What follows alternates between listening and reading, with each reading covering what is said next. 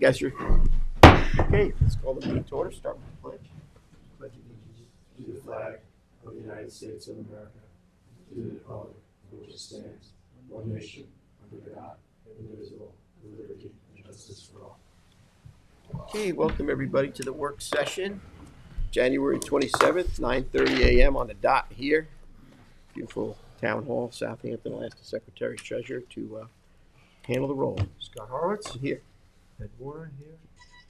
Chip Marin. Here. Joe McLaughlin. Here. And Matt Parsons. Here. Recording in Gentlemen, progress. nice to see everybody. Nice to see everybody. Let's get right into business here because I know we got a gigantic executive session. Got some discussions here. Secretary Treasurer Warner. Yep. Cornell Seating. Recording in progress. Kelsey Snook. Would you like to come up to the...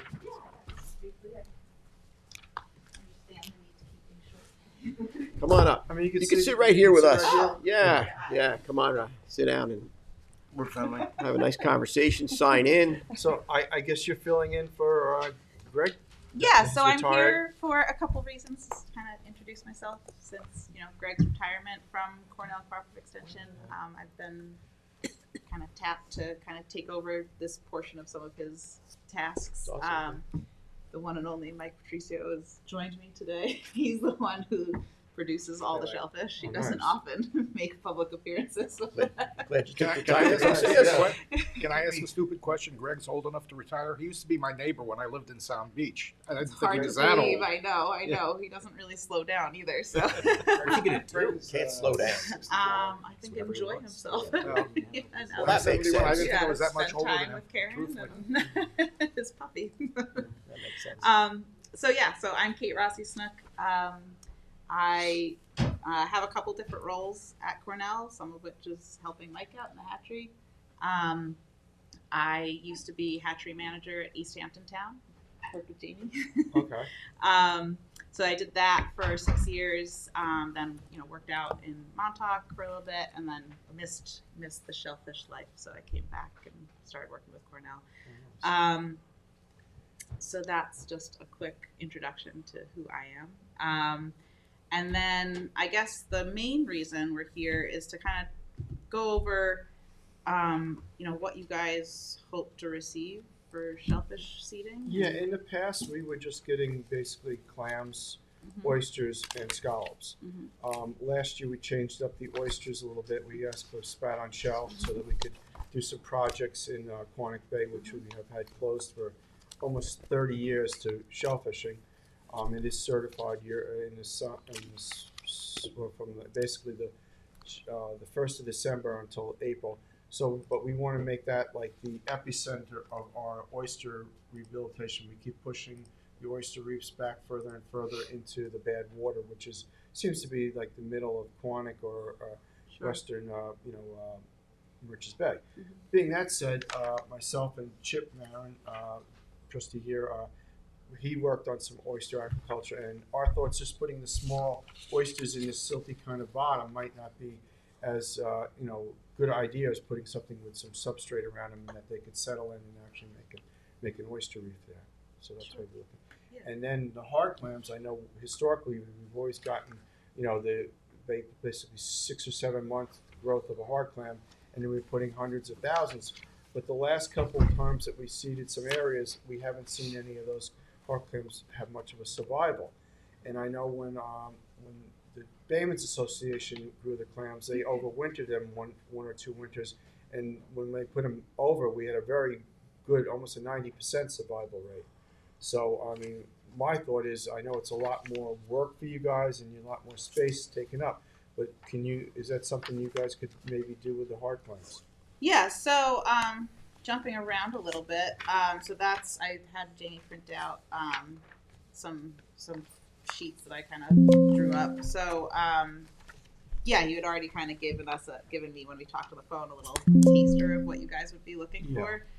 So Mike and I kind of talked about what would be required to try doing these overwintered clams.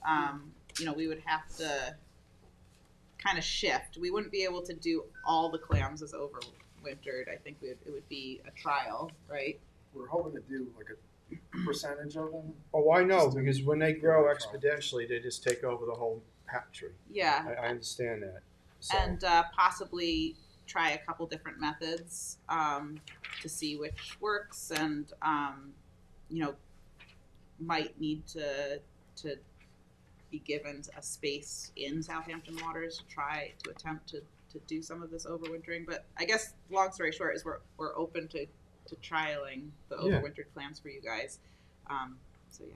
Mark, sorry, the two of us work together at Cornell. I Okay. got my All time, internship there, so we worked together in the early stages of Cornell. He taught me algae culture for my first go around, so it's kind of a circular family here. But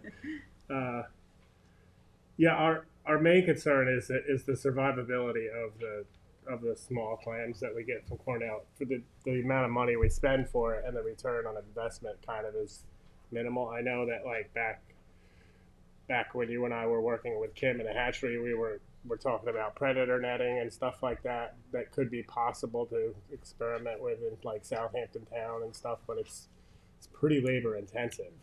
Yeah, so we did try something like that in North Sea Harbor. We did put clams over that we had gotten from Cornell, and we did try predator netting, but that basically it didn't it work. gets a little just Yeah, smaller exactly. grass Yeah. up. everything Yeah. dies underneath it, Right. pretty much. I think, so the one technique that Kate did at East Hampton was putting a type of ADPI bag, cage Yeah. type of thing, put them on the bottom. Kind of through like the winter. flatter envelope bags. You put a designated volume of the clams in the bag, kind of like try to even them out in the bags, and then gently put them overboard Okay. on a line that's then like Like a long line, yes. on the bottom, Yeah. like weighted on the bottom. Yeah. And then in the spring, you hook the line, hook it over your cleat on the boat, and run down and just kind of clip off the Yeah, bags. because back in the 70s, the Baymen's Association We made those big sand racks. 20 by 20, 2 foot by 2 foot, wooden trays, Mhm. fill them with sand, and then we have them floated all summer, and then we would they would submerge because they were waterlogged, and then we'd pick them up, and it was really labor intensive, but Yeah. the survival rate was incredible. Yeah.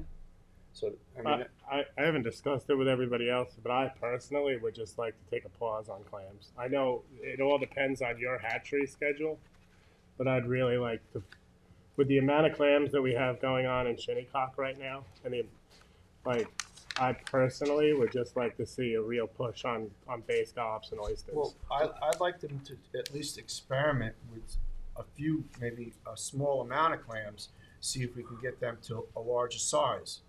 Not like we get hundreds don't of need the thousands. hundreds of No, thousands. no, I agree with that. Maybe we could shift some over to my area in Riches too, because we don't have any seeding going. No, we do the little bit, but not like the Weesaw Creek, spawner sanctuary, which is what's provided No, the hard clams. We have every year. I've tried to, scallops, clams, oysters, try to mix them up over the years. And each trustee in the area, if they want some over there, like Sag Harbor got some, and then North Sea usually gets the lion's share of everything.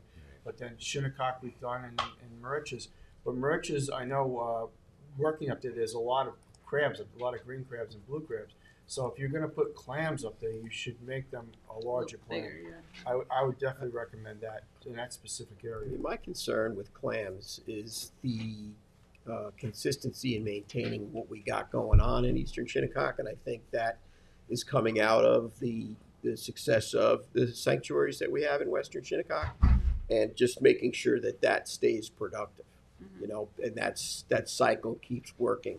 Because I think maybe as those clams age out, I don't know what the recruitment is that we have there. I don't think it's much, because it seems to all be going to the east. So I would just like to, just make sure that we have that system fortified as best we can, so that we have that productivity, so that we keep getting that success to the east. So that's my concern about hard clams and just the whole equilibrium we have going on. I think the volume that they're willing to put aside and produce would be an answer to everybody's question here. But I mean, if you're going to produce, say, 50,000 or 100,000 or 300,000, that's substantially a lot of difference between a few to a lot.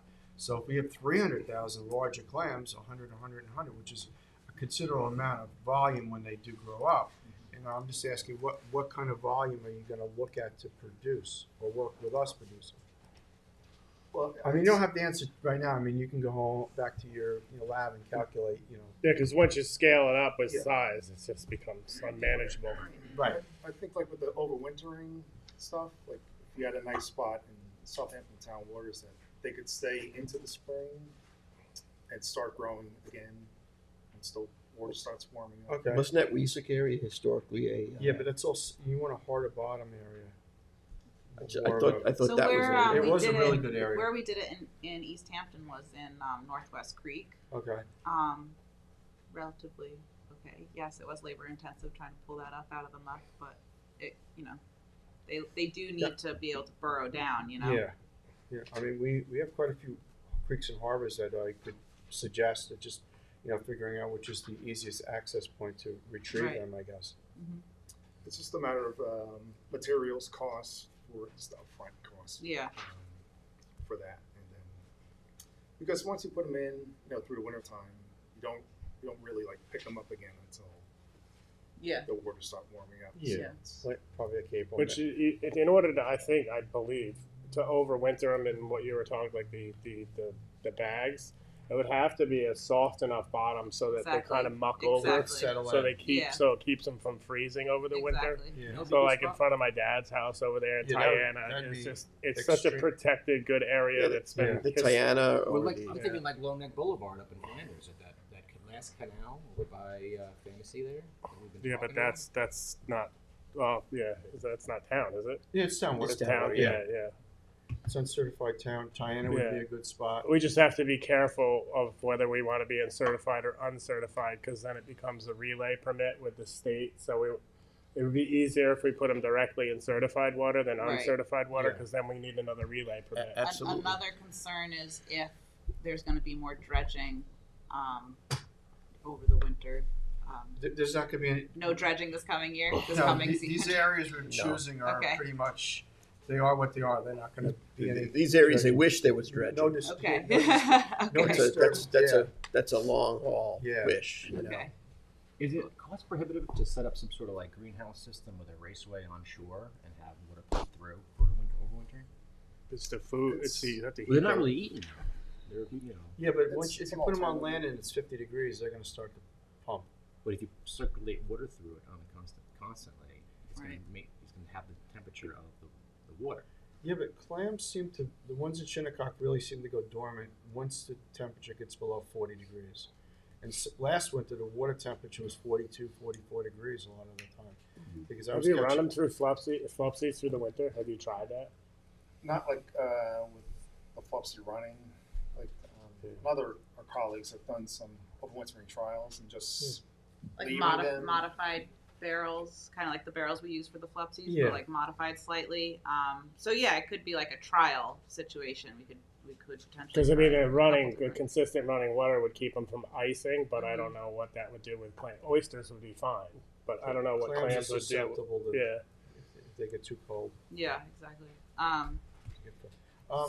The lobster in Cold Springs. That's the perfect place to put them in that little creek area. Mhm. Right in front of it. It's deep. It's sheltered. You got springs there. Yeah, just as long as we're not interfering with anyone's clamming grounds. No, that's we don't it's, want to it's inhibit the uncertified access. there or seasonally uncertified there. Okay. So that would be the perfect place to put them. Okay, so you want us to think about Toning What down kind the of- volume because it's and like what kind of numbers we could work with, or do you want to just throw out a number and see if we? well, can it all match depends on how much we can deal with on the post flupsy. Yeah. You know, I mean, you and I both know that once you start moving them out in the field and trying to protect them over the winter, that the volume has to be like knocked right down to. Yeah, we'd have to figure out what we could do per cage, Yeah. and then Yeah. how many cages. Well, it per sounds color. sounds like you definitely want to try. I some of definitely want to this, try yeah. it because I know historically with the Baymon's Association, the survival rate was, extremely good. Mhm. Well, I remember one time we were out in Shinnecock Bay on the barge, and we were going through clams that were in, I guess, sand trays there, I guess. Mm-hmm. That's the one he was talking about. Yeah. That was a long. That was a long time. Yeah, it was. I think they were defunct on the beach by the time I saw them. Yeah. And then, so possibly pause on just on the first year hard clams, or do you guys want to discuss that as a I think we group should first? discuss it, but as I I really think- would like our concentration to be on scallops and oysters personally. But Especially with the state looking into this parasite-resistant Right, scallop yeah. that they've been working on. I was on a couple Zoom meetings, which I found very interesting, and the amount of work that they've done is pretty incredible. So, Yeah. if we, Hopeful. yeah, it's very hopeful. Yeah. So that would be, pairing that with the oysters and clams that we already have in the water would be bringing back like the total fisheries in the local waters. And my concern is maintaining that equilibrium that we've worked so hard to build. Right. So I just want to make sure we don't, start sliding backwards. I mean, Sure. It would be better to put 50,000 clams that could survive in a sanctuary than Oh yeah, then 300,000 that no, are going no, to no doubt, crab food. no doubt. So I mean- winter them over. Yeah, And, I mean, get one a of the bigger things that I've size. noticed in Shinnecock the last 5 years are the eider ducks that have taken up, residency during the winter. Mhm. Those ducks literally will wipe out a clam seed bed in no time. Clams are Really? Yeah. Hmm. You get 700 or 800 eider ducks. Yeah, they're pretty proficient at mopping everything up. It's like putting a bowl of M&Ms on the table in front of me. Yeah. Gone. All right, so oysters then. This kind of gets to like tricky because do you wanted to, if you wanted to continue the spout on shell with individual oysters, with last year we weren't able to really deliver what you guys were hoping for with the spout How on was shell. what was the spat per shell? Did you get an estimate of what it was last run around? Like how many per shell it was?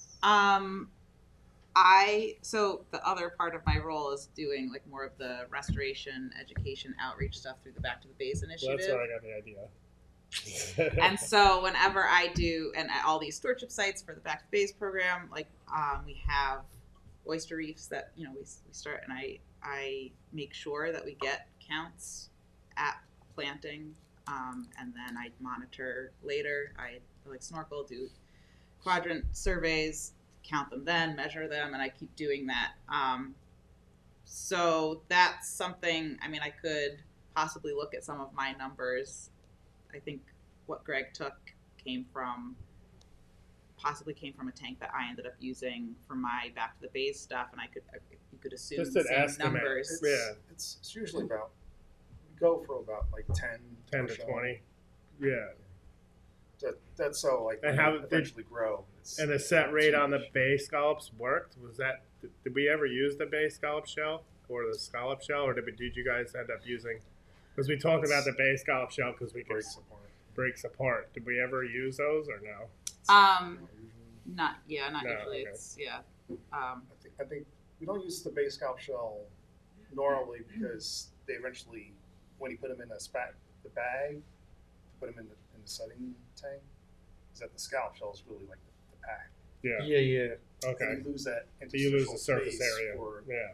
the setting to occur. So you use the skimmer clam shells, or It's either Hard the surf clam clams and or yeah, oysters. hard clam, surf clam, and oyster. I was you said you use around what would be the average set on a skimmer clam shell in your tank?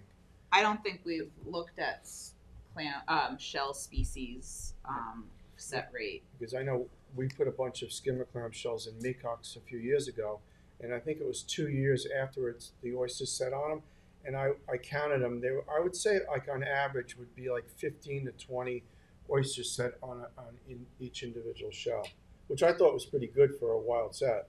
I know that Norman Bloom, like those guys, because they take the shell from the shore every year and they set them out on historical set sites, and anything below 10 is not like productive in their mind. Okay. So like less than 10 on a set per shell is kind of like deemed as a lot of times they'll dredge the shell back up. And Well, that's interesting because, like, when I've done my monitoring, I found that no matter what it started with, the number of larvae per shell it started with, once I go back for the second season monitoring, third season, on average, it's 2 to 3 adult oysters. oh no, I'm per saying shell. the set I'm saying the larval when larval. I know, set so I'm on saying it, yeah, it doesn't really matter if you start with 10 or 2 larvae set on a shell. One shell typically doesn't support No, I more think- than yeah. a handful, you know, so it's, Yeah. they always They always end up outcompete, or yeah. Yeah. Are you seeing losses after like year 4 and 5 in all your oyster reefs? That's a very good question, but I have not been doing my monitoring for that long. Gotcha. I've only recently started, and there was no clear monitoring protocol established for Cornell. But I mean, That's how what I'm does working on. how does the jamming?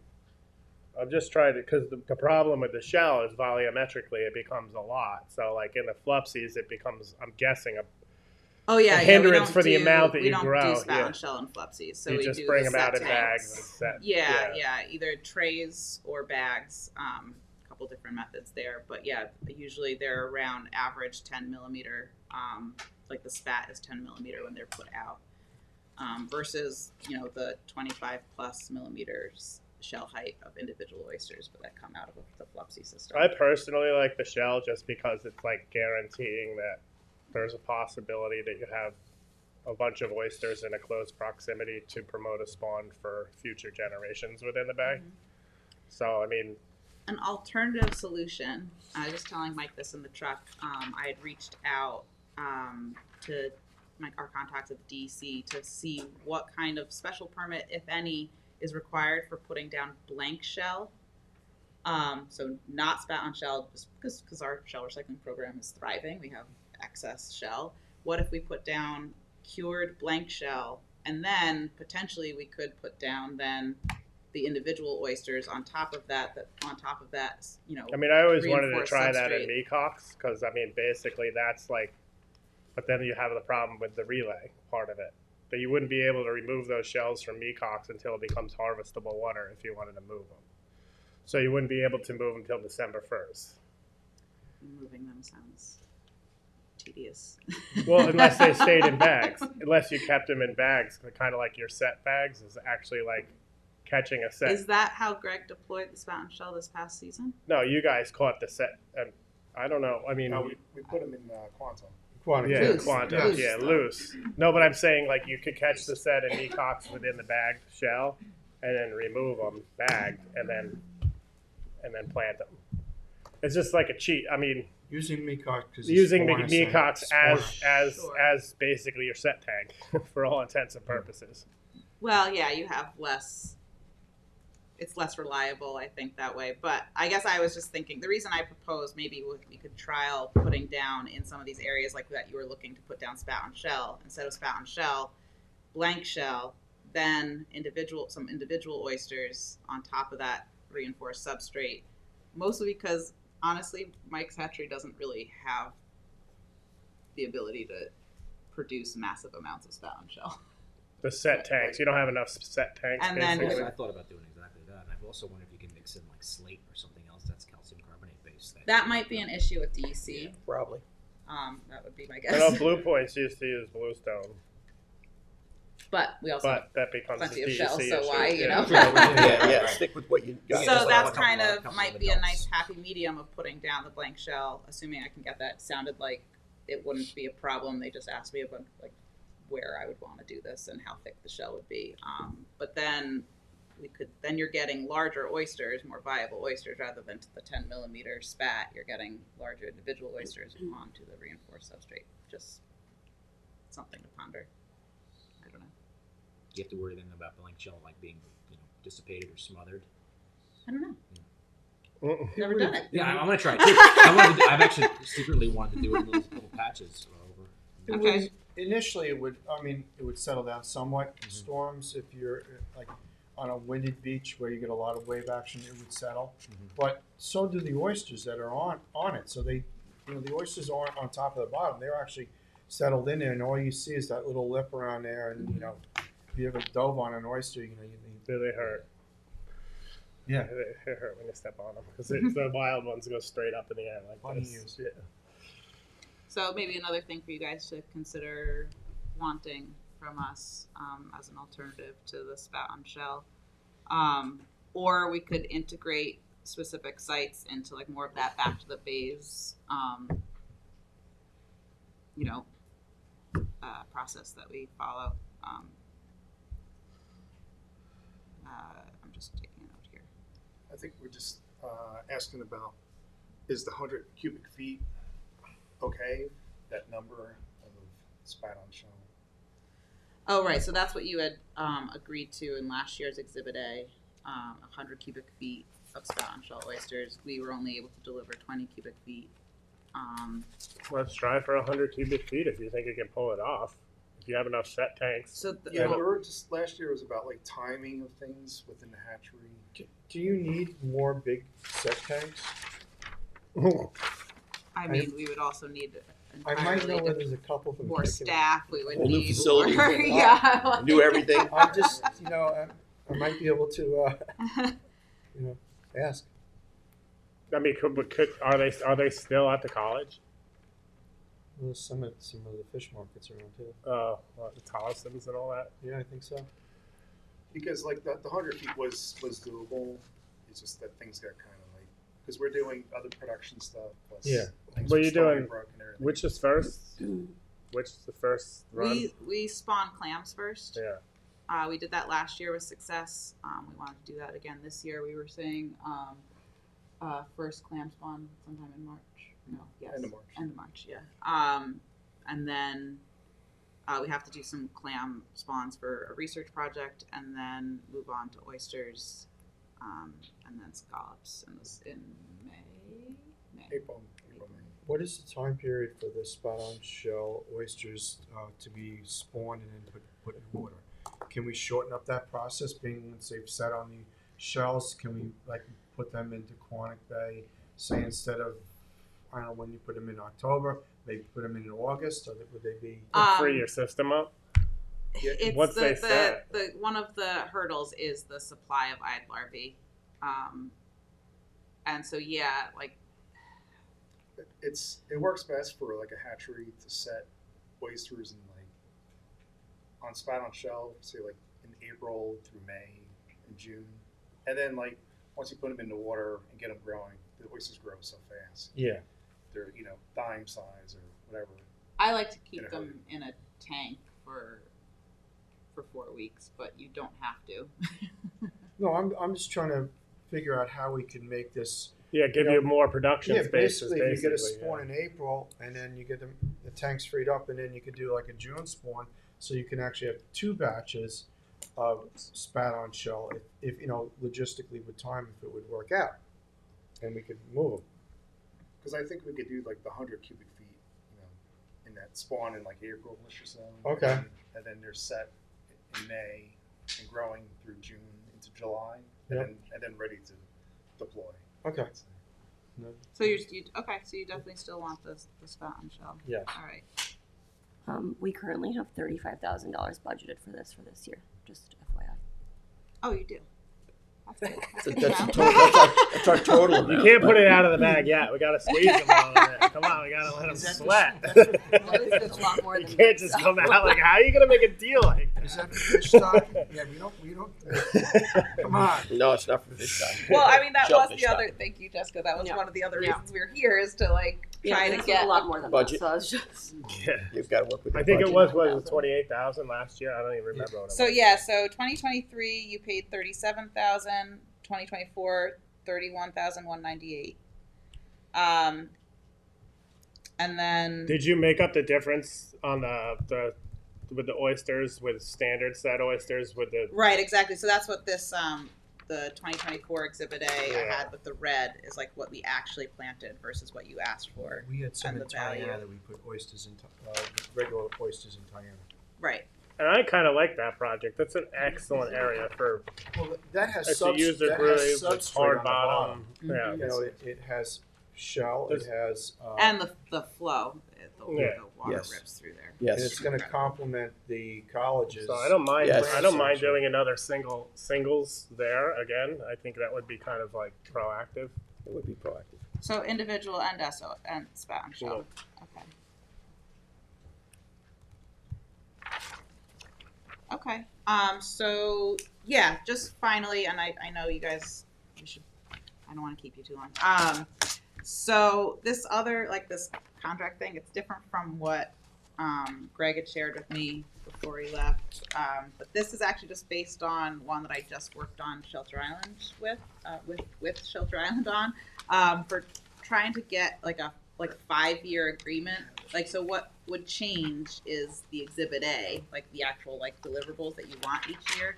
But just so that, and it may not be as much of a problem with you guys, but it was a big hurdle with Shelter Island, is having to go through this process every year of like going through the town board approval for money spent, and I'm spacing on the word that is used for when you have to get like official Procurement policy? all right, something, yeah. And it ended up being like the payments were delayed every time, and it would just be Well, nice that's- to be able to get like yeah. payments at the beginning of the years, and like understanding in the beginning of the year what the I'm gonna- deliverables The are. only reason let me go that far about payments. The only reason our payments are delayed is because you don't send us the bill at the Well, end of the.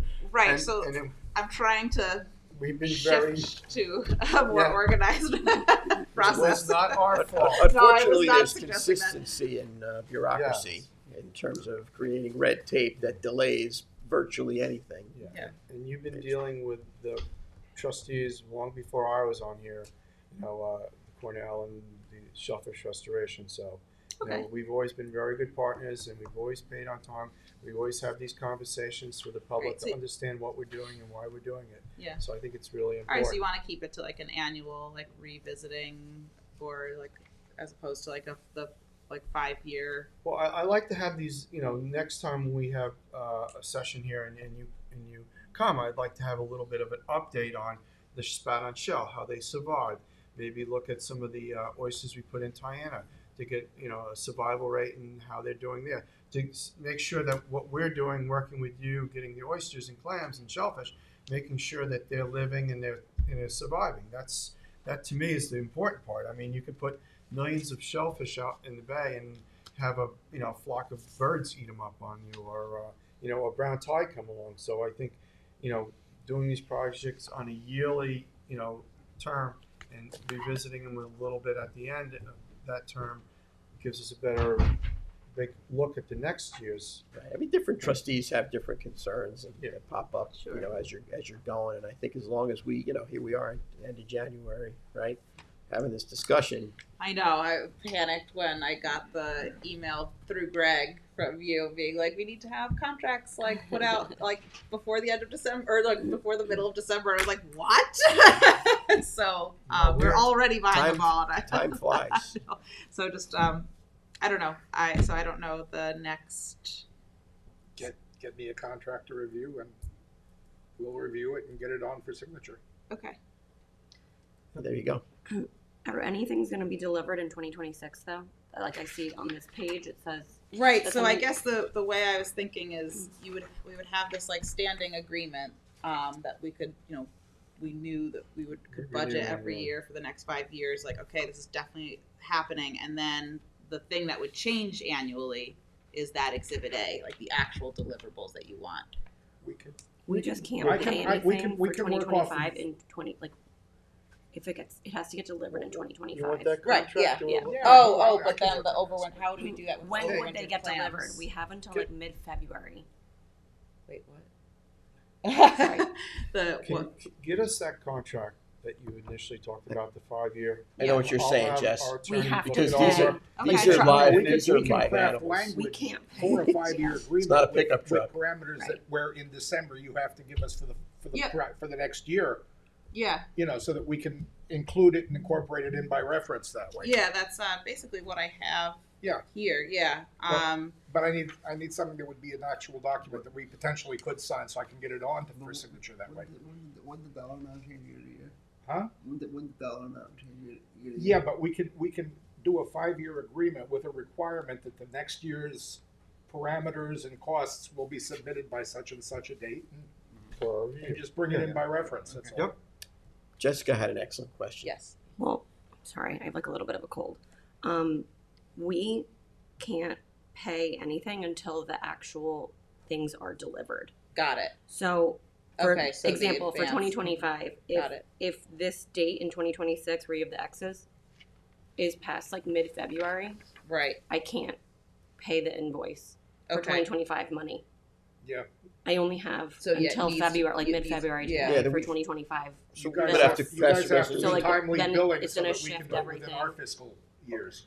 So I Got would it. need to know what that date It is. creates an accounting Nightmare. Okay. resolutions, put the money surplus, then reallocate it. It's The town won't pay bills until Yeah. everything is delivered. So Juggling. it sounds like we should keep it to I the- think so. Yeah, all right. I think it That's makes more fine. sense. juggling Yeah. chainsaws. But we'll be On fire. Okay, we'll yeah. be on top of it. Yeah. Okay, and yes, We'll create a system. I like that. Okay, so And- it sounds like we just need to actually just like decide on what it is that you want this year. And normally at the end of that year, Greg would come in and give us a little overview of where they planted, what they did, the survival, like, Yeah, so we a can little- put it out to the public so they can Absolutely. understand, so. We can definitely do that. Yeah. Little accountability report. Yep. Exactly. Okay, so you said that you had up to 35,000 to work with. We can go back and talk about numbers based on what you have said so far that you definitely want. But you can always like reach back out to us if you discuss Well, it. we and also change your need mind. like an estimate. You guys have to get your heads together and Right, figure exactly. out how So many we'll how many kinda work clams you really want backwards. to deal with, Yeah. and then we'll kind of like adjust with the other species. At least you got input from the trustees, and you kind of Yeah, got a no, little that's better great. visibility now. Yes, very good. And the base scallops were just probably much standard, what we had gotten in the past. Are you gonna get the disease resistance ones for us? I mean, Those are the ones I'm looking for. I know that's what everyone wants. So, but each year gets a little closer. So. Well, let's hope, yeah. Plus the money back guarantee. I'm gonna reach out to you guys too because I want to try that blank shell reef. Cool. In Bridges and Eh. have a couple spots in it. Great. Yeah, that would be good. Definitely reach out because I need to actually get back to the DEC with like the locations that I want to do this. I want to try a spot in Shelter Island, a spot or two. It would be nice to compare. Should I And the- reach out to and them the- too, maybe? See if that's a thing. Like if we need a permit for that. No, I'm already on that. I already started that conversation. So yeah. And the brood stock for the scallops, are you gonna get them from Shinnecock Bay, not the Peconics, being the Peconics have a lot more It's- susceptible it's- well, we're also, everything we merches? do with, it's gonna be mostly Mauritius. Okay. probably, Yeah. This year, working with Harrison, who does most of the scallop research Okay. part of it. So what I do is I work with him also with producing what he needs for what Stony Brook needs for their Okay. research too. Genetic stuff. Yeah. But a lot of it's been last year was Mauritius stock. Okay. They did well. No, we know they did well. Yeah. This We're year very too, or sure. just 2 years ago. It seemed like it was a little bit quieter this year. They had a run up there, but nothing like they did the year before. Yeah. See, that's the thing. Is it was 2 years ago just kind of a. Well, they had it 3 years ago too. They've had scallops up there for, Yeah. But the stuff that we have, like overwintering in our long lines, are like looking really nice from last year. And Oh, good. But it was interesting though. I was talking to after we had when Somos came in with their data about the larval cycles of like when they come from Western Shinnecock, and then that's what sets because it's the 30-day life cycle of the larvae, and then what's happening in Shinnecock is they're going out the inlet. But interestingly, working with some of the baymen, we're finding that the clams that are leaving Shinnecock are actually what's setting up Mauritius, because it goes out of the ocean and it has the 30 days, and that's what's being sucked in the air. So like, it's the same with like the steamer set that we're finding in Shinnecock is based on whether meacock sets. And if the inlet's open in the summertime when the steamer's set, that's what's catching this. So the ocean inlets have kind of been like forgotten. So when you're thinking about your sites for spat on Yeah. shell, you have to be like, okay, where is the larval bulk of retention, the oysters that is going to like end up on the shell? Like, it's an interesting dynamic. It's very interesting. Yeah. Actually, just back to what you were saying too about your scallops in the long lines. Have the scallops in the long lines, especially out in Orient Harbor, have they been dying during the die-offs in the Peconics these last 5 years, or are they surviving? they did when we had our massive.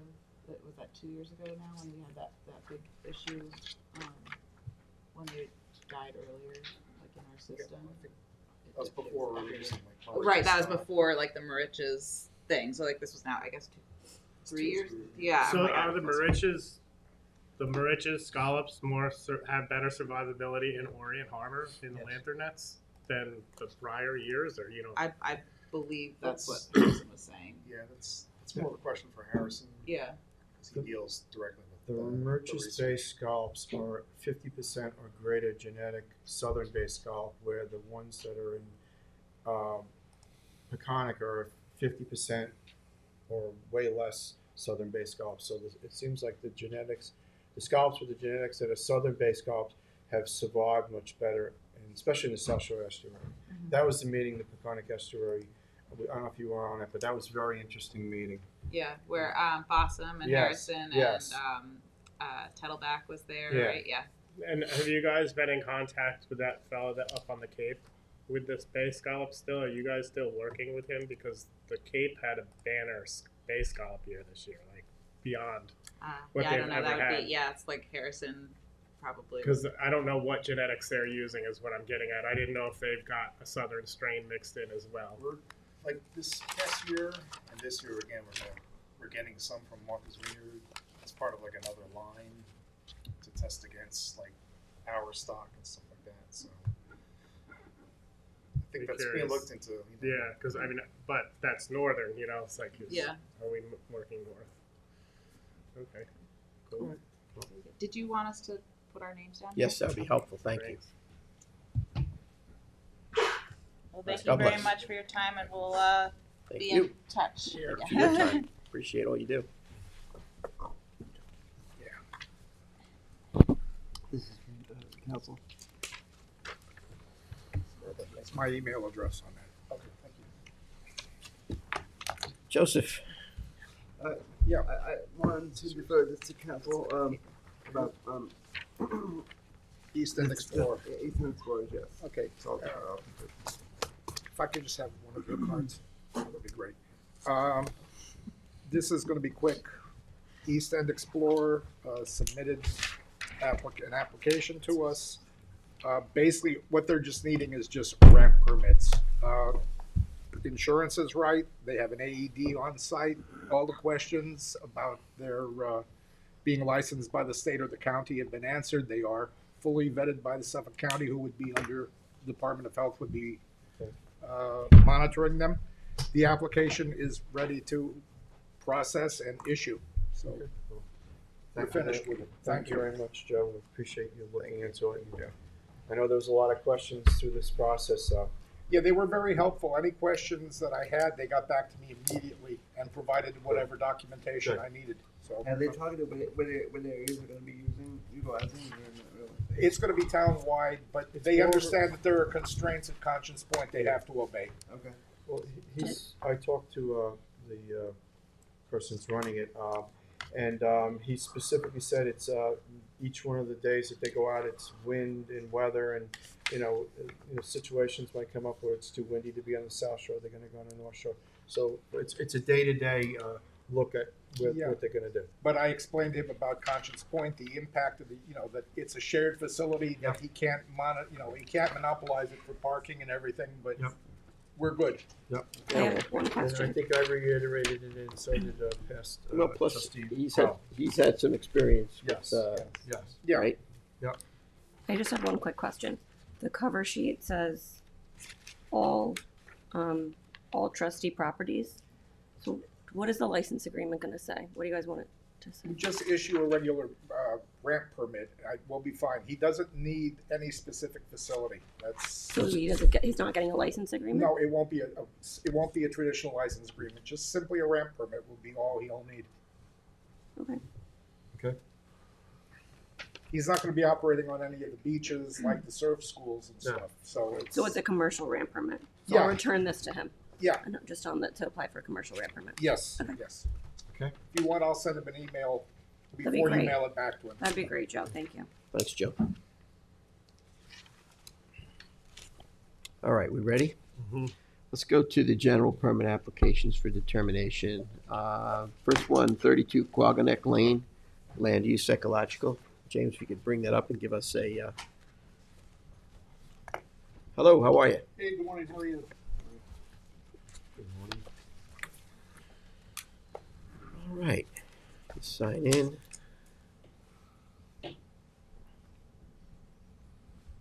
You want to do a dock off the existing bulkhead. Yes. A 4x11 fixed open grade platform is proposed off the bulkhead, elevated a minimum of 4 feet. A 3x18 ramp leading to a 6x20 float, parallel to the bulkhead, off the platform to the south. 4 8-inch pilings, and then I guess another 4 to support the float. And you want to use chocks to make sure you're 24 feet above the bottom, The yes. bottom. 24 Correct. inches. 24 inches. I'm 24 sorry, Yes. that'd be pretty high. Yeah, high data. 24 inches. Yes, correct. How's it? Is this in a canal or is this in a? At Doug Canal? It's in a canal. I don't think he's It's not going to affect. Oh, there's no. No, it's about 52 feet across. he's staying It's only 11 feet out. close. Here's the 11 foot with an 11-foot boat or something like that. Yeah. Or is it going to be like a 40-footer on here? could be I just don't want to, impede Clog other up the people. canal, yeah. with a Yeah, 7 because the deepest water is right along. with a The 17 deepest water of that canal is right along that dock. with a 17-foot beam. Yeah, but I mean, if you look at the soundings, like Yeah. the channel is basically close to his bulkhead, probably because the bulkhead's there. But I just want to make sure you're not impeding anybody else. I mean, that's can you pinch it in? all. Really? No, it's probably as close as it can be and kind So- of matched up to the dock to the north as far as Right. impeding. So it should be fine. Yeah, it's pretty tight. I think exactly. I mean, if he's I mean, this is the deep water where everybody Yep. probably goes in and out. Yep. This is shoaled up pretty good across the way. I mean, the likelihood of a very large vessel So I care about. is not very likely, but Alright. so you probably is consistent with what is there. Yeah, that's consistent with what we. Yes. Yes. I think you're meeting the tests, right? What do you think, James? Meeting the blue book? So. I think we're good.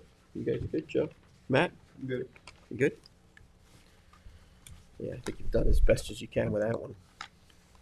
Yep, thank you. And the plans are stamped, so we don't. Do you have anything else on here? Yeah, Matt's area. He's Yeah, got one. the revisiting the one for Okay. Main Street in Queog. Oh, 551? Yeah. Since spoke last night, we got the DEC permit. Yeah, and the Conservation Board emailed us and said they didn't have any issues with it. Okay. So I didn't know if there were any concerns or anything with this one.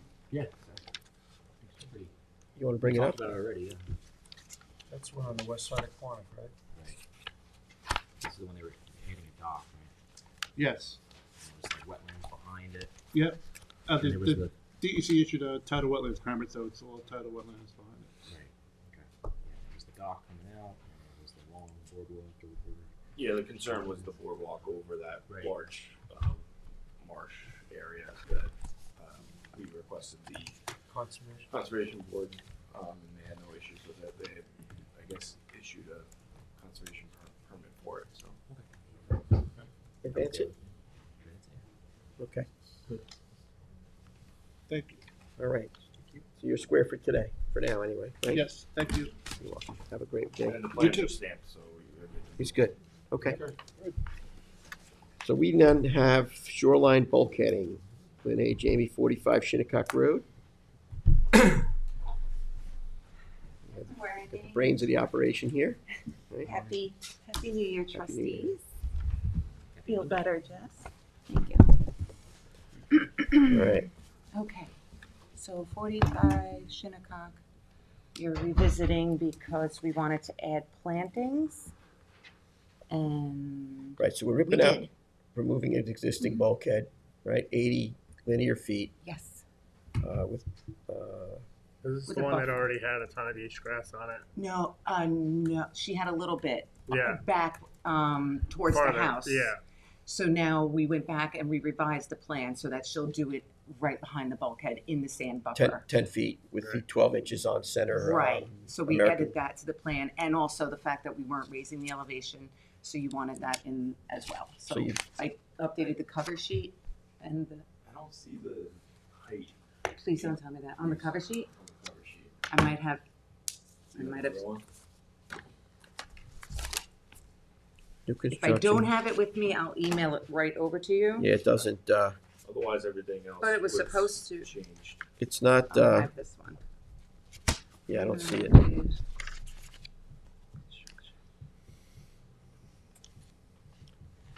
Did I add the plantings to that revised? Yeah, I have the plantings. I just didn't list the elevation? Yeah, it's up here. I can zoom in. No, don't point out my faults, James. Otherwise, everything's Let's good. not and then- zoom in on and those. the plans are stamped, so if you guys wanna move forward pending the. And I do have the cover sheet. Up It's, to you guys. I but- brought the wrong one. Unless you want me to adjust this one right now and give it to me. Well, what do you want to do, James? I mean, if this is just going to indicate that you're going to be leaving your elevations exactly the same. Yes, it was. So we could advance it, Yeah, pending receipt of that yeah, out no and see, problem. open it up for I that. have it. I thought I sent it. I brought the wrong copy. You're good. It's not gonna help you. All right, so advance it pending receipt. Get Yes, that you'll over to get it James. 'Cause today. everything else, you know, Perfect. the buffer Okay. plan is fine. Yes. Do you have anything else before us? I do. I have one with Trustee Warner for 12 Barrow Place, if you want to discuss it now. While you're here. I appreciate that. Some notes on here about. Oh, no.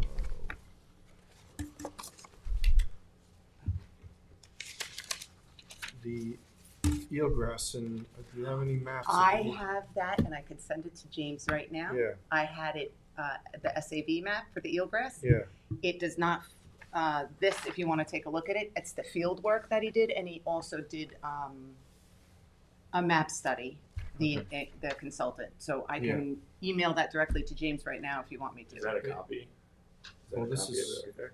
Can we Yeah, have not that? the maps. You can have this one, sure. Can we stamp Stamp it? it We in. can stamp it in. Yes. Sure. because the dock to the west of it, I believe it's a couple of properties, we held it very short because there's all eelgrass along the beach. Right, there. and that's why we had it mapped out, because Yeah. the Army Corps got back to me, so Yeah, I because there had are- that I know completed. there are patches, so, Right, and they're listed on there, but they're not in where the pier is. But they are further seaward from the end of that pier. normally we would hold the pier line just inshore of those patches. So that's Okay. something that the board is, I'd like to Gotta get a discuss stamp. a little further. Sure. You know, that needs to be stamped. Stamp it in. You gonna hold this one? I Yeah, don't I'm see gonna hold- Shinnecock Beach Road on here either. Can you add that? Okay. On the survey? Survey. The plan or survey, whatever it is. I wonder if it's on the survey. Maybe it's on the Maybe it's on the survey and he didn't pick it up on the plan? looks like it might be. I think it is. Yes, Shinnecock Beach Road. I guess he didn't carry that over. Yeah, just. But it's on the- carry it So you want that carried over to the plans too? That's up to the trustees, but Yes. we If it's on normally the do survey? It should be. Yes. I like to have it on there so we can reference where the dock is. going Absolutely. to, that. Is there, usually you guys ask for a distance between the walkway Yeah. and the stairs. Yeah, we need that. I mean, I have a 12-foot repass there, so that would be what we would be asking for. Distance from, Because there's a stairway down to the beach, and then right. just south of that is where the, Walkway In- to in the a- ramp, to the 4x10 Yeah. ramp. You want the distance? yeah, it should be 12 feet. That way we can get a piece of Yep. machinery down there if any work needs to be done on it. I believe it is because he staked it out for you. Okay.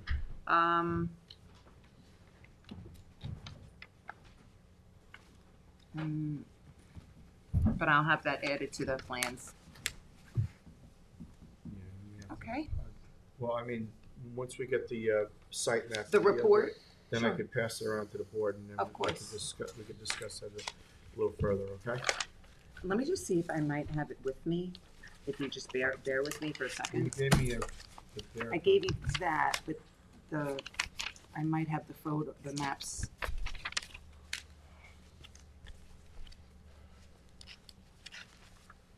No. I just emailed it to myself this morning, so I'll forward that to James for you so you can review it. All right, so that's on hold, right? Okay, so Shinnecock So this Beach is Road yours. added to the plans, the Yep. distance from the walkway to the 4x10 ramp, Yep. 12 feet, and the SAV mapping. That's yours. Okay. Okay, Okay. so you got one, you owe him, and then the other I- one's on hold. Yes. A lot of owing going on today. on a Monday. Well, that's not a good little when you down vote. the road. Yeah, it will, yes, in the same area. Okay, Thank you. thank you, I don't- Thank you. I don't wanna get Enjoy going your on that day. until we get. Next is Enviro Give us a permits question. for Mary E. Held, 41 Rampasture Road. Hello, Clay. How are you today? Kristen does well, doesn't she? Kristen does very well. Yeah. Guess who trained her? Really? Yeah, I used to do their permits. Does very well.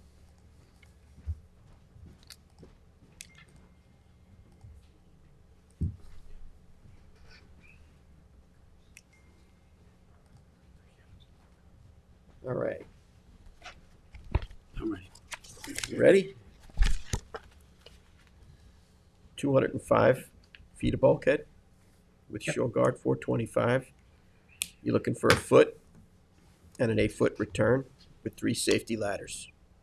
That's it. You want to bring in 50 cubic yards of clean fill, 10-foot wide buffer planted with salt tolerant plants, 12 inches on center,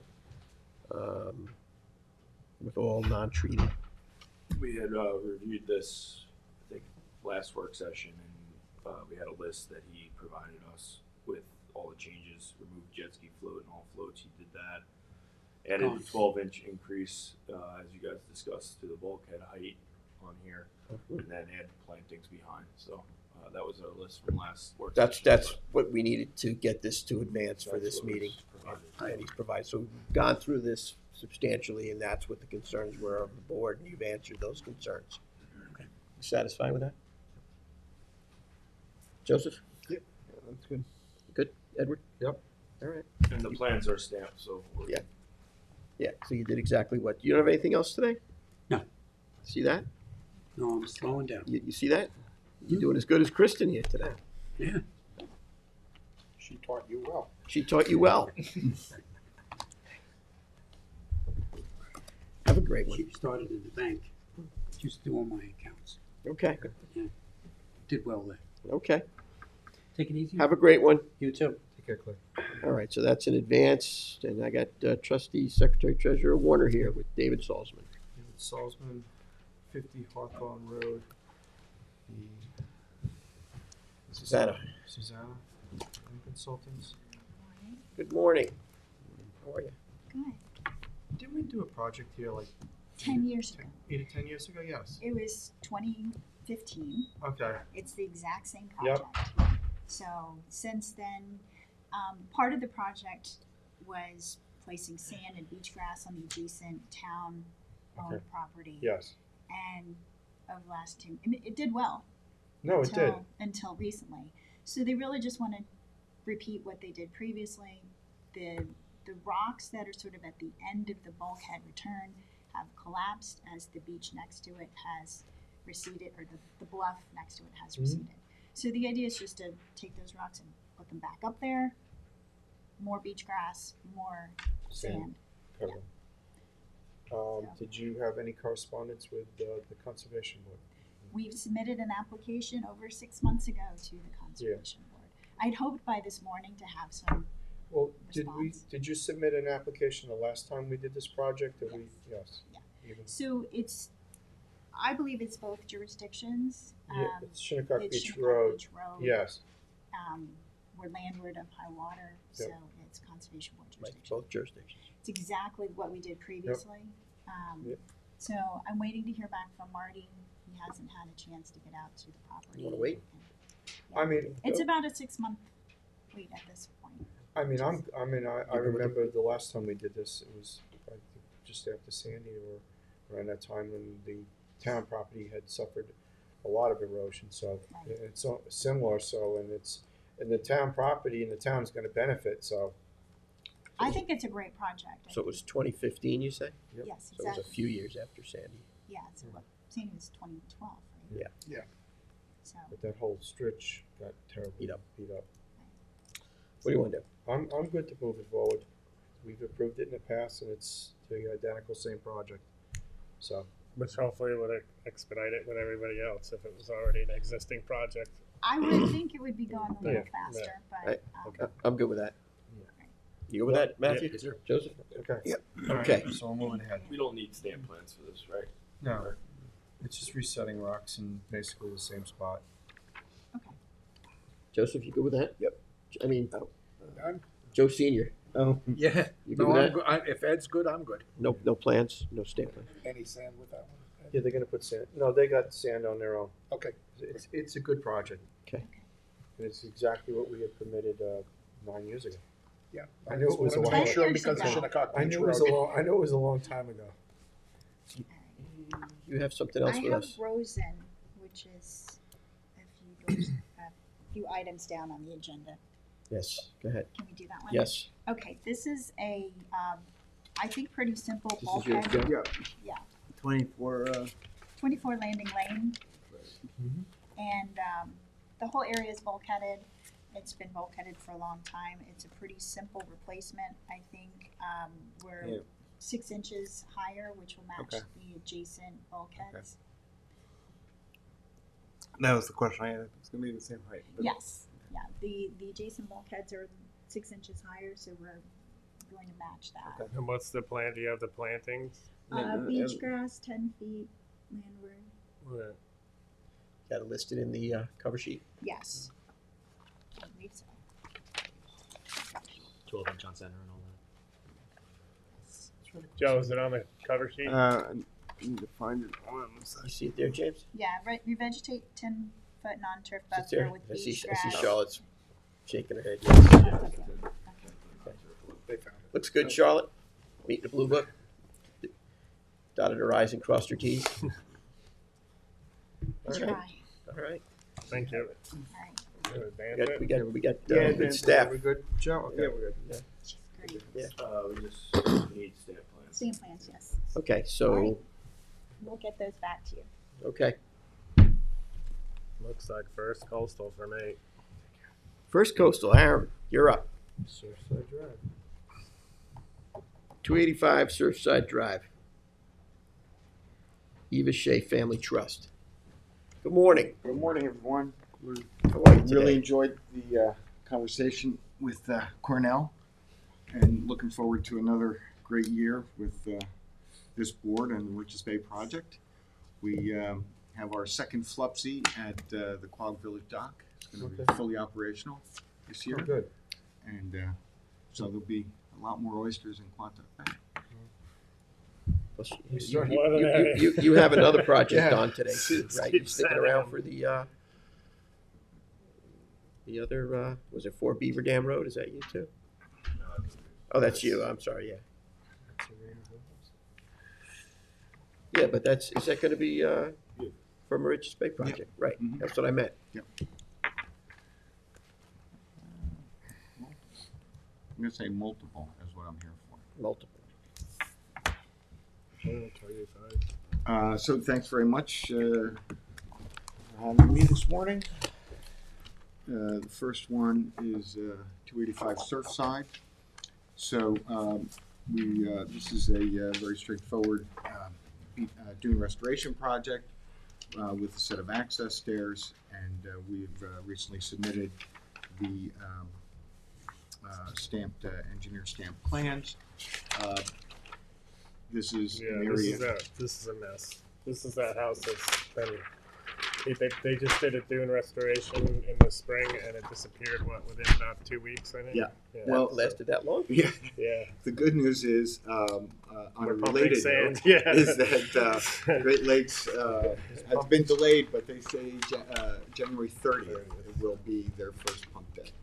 And I have noticed, I mean, that the one blessing I will say for that piece of property is the bar, from the amount of openings we've had, is building out to protect kind of the fetch slamming into that. Yeah, the beach is much wider. The beach is wider, but also the outer bar is a lot bigger because Yeah. we've been kind of like hydraulically sucking off that flat Restoration sag. project. So I think that's been kind of like making a protective A little wave attenuation, Yeah, you think? wave going Yeah, on? well, attenuation. and that's what makes the beach beach better. wider. Yeah, So yeah, I think get we're some kind of wave gaining. attenuation.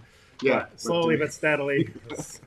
Yeah, but a 1.2 million yards of sand Yeah. will go a long way. All I ask is That'd that be good. all I ask is that any rebar exposed from this thing Yeah. gets lopped off. Oh, yeah. We asked for that the last time you guys did that. Just make sure there's no steel sticking up. There's a lot of steel sticking up Yeah. here. There's a lot of old fence posts and stuff. They provided that in the cover sheet that they're going to remove any existing exposed metal holes in the area. So. And I'm putting a note on my cover sheet.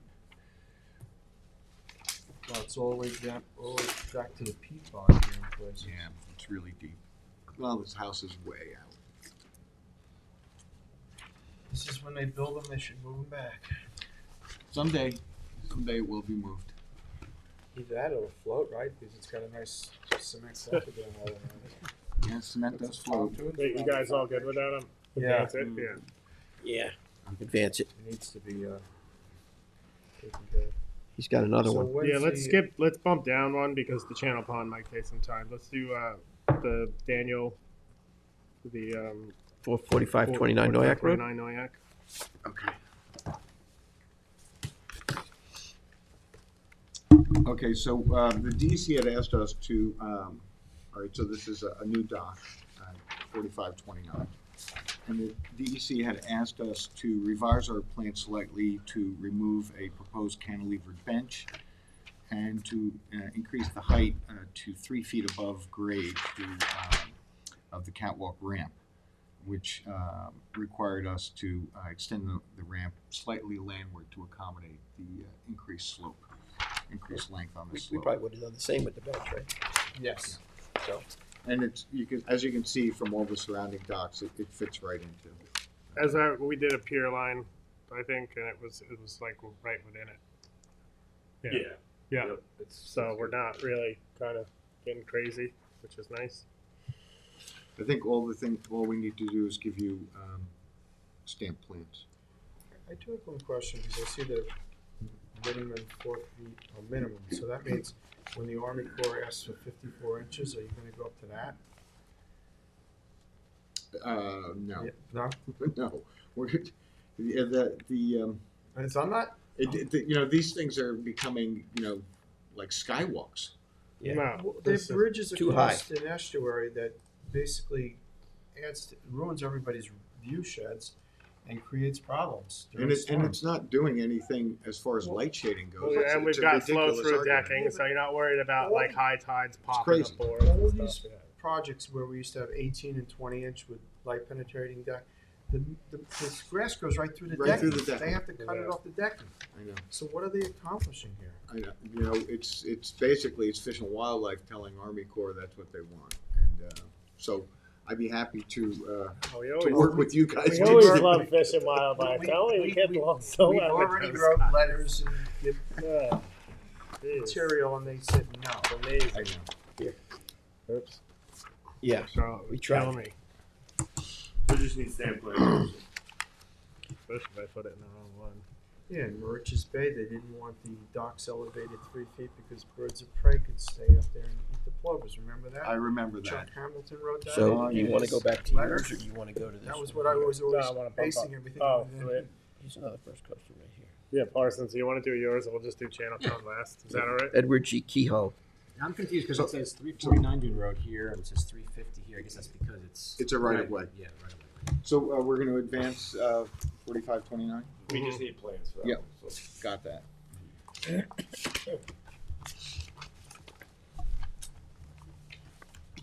This is that tricky one where it's the right of way extends out Yes. to that property line. So here's what we did. We met, I don't know, probably about a month or so ago, and went through this application. And just to refresh everybody's recollection, there were several suggestions made by the board and also in further discussion with the client. This is the original proposal we had brought to you. The second alternative was something mentioned by Trustee Marin, which was a rope and pulley system. The third thing was to enlarge the boat slip. So those were the three options that we were looking at. So after the last meeting, the applicant and I went to went out to East Beach Drive and looked at some of the pulley systems that were still in the water at that point. It was his feeling, based upon the fact that he's got grandchildren and whatnot, that really would not serve us well here. The next thing that we did was we went to the property owner, and because this board had said, is the property owner on board with this? And James, was this submitted to you, the authorization from the property owner? If not, I'll just hand it up. So was to consult with the property owner and review these alternatives with the property owner, Mr. Shallop. So we did that, and Mr. Shallop said that he really wanted to see this particular configuration. So coming back to the board, which I do recall the board said they didn't really like this configuration. But since we were asked to confer with the property owner, we did. We made this request, and so we're here to see if the board would reconsider. This one would have to go out to public forum because we're wrestling with the whole 15-foot, 10-foot away from a neighboring property. That's why we got hung up on this one in the first place. To that property owner on the east side? No, we have not. That's the one that. Right now, the proposal has the boat literally right in front of the property to the west, which has the boat slip, which if he puts a substantial sized boat in there, he's not going to be able to. It's going to be an issue. If he goes with a 30-foot boat there, he's not going to be able to use that dock. Well, we tried to make a balance there of moving the floating dock offshore far enough that we could accommodate something like a 20 or 25-foot Yeah, but boat. then you also got the water depth that you hit 30 inches of Yeah. water, which right away because Right. it's really It's really a deep spot. It's unusually deep there, actually. So, on behalf of the applicant, Mr. Kehoe, and the underlying owner, Mr. Shallop, I'd like to get the board's feedback on this and carry that back to them and see if there's something else they want to discuss. Feedback, yeah. I mean, we're at a crossroads here just because of the. I mean, we always traditionally try and give at least 10 to 15 foot of space between an adjoining neighbor's piece of property, and this is on a right of way. there's no room here to wiggle room unless you put a mooring out there or a stake. Yeah.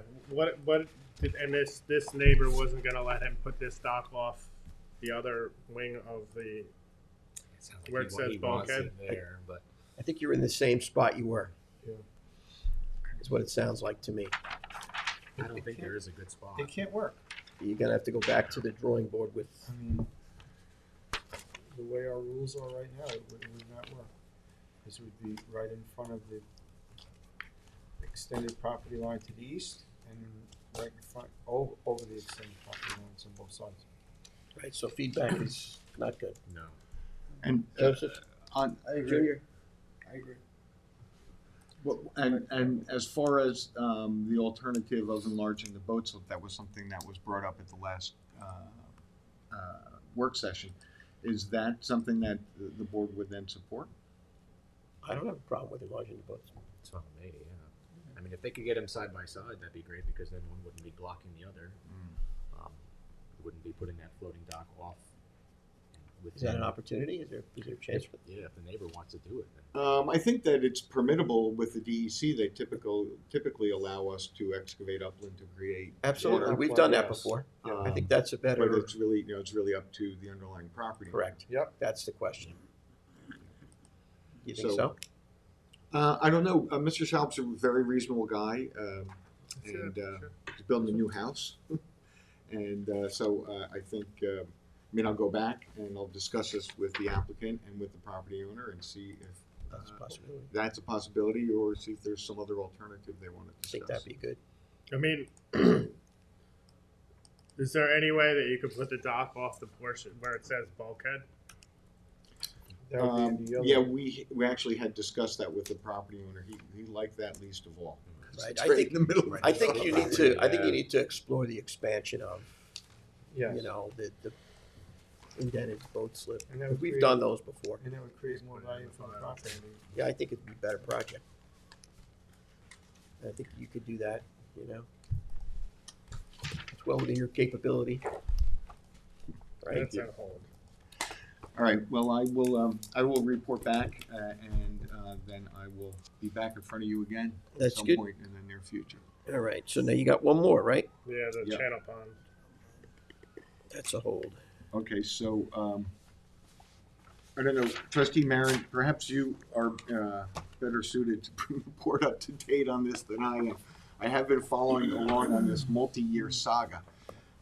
And it seems to me that Andrew Baird, my office, did some pretty good detective work and came up with a solution that appears to work. Which is we have increased the depth of the dredging and but narrowed the channel in response to the increase in depth to maintain the. And that back buffer. flat is going to be, because the back flat is really that's when it goes totally dry. dry now. Yes. Yeah. So I mean, from a Do you have an overhead of the? Is there an overhead of the overlay of the dredge project, James? Of what they proposed? How wide is the channel? Like 10 feet? 10 foot under the bridge, like in between the two bulkheads, and then it's going to be out over that flat and stay 3 foot away from the phragmites on either side, I believe. So it's going to be like 25 feet wide when you get On the back flat. on the back flat. Yeah. Just to take that back flat, and then it's going to be into a 10 foot Under the bridge. under the bridge through the two bulkheads, so that way we're not.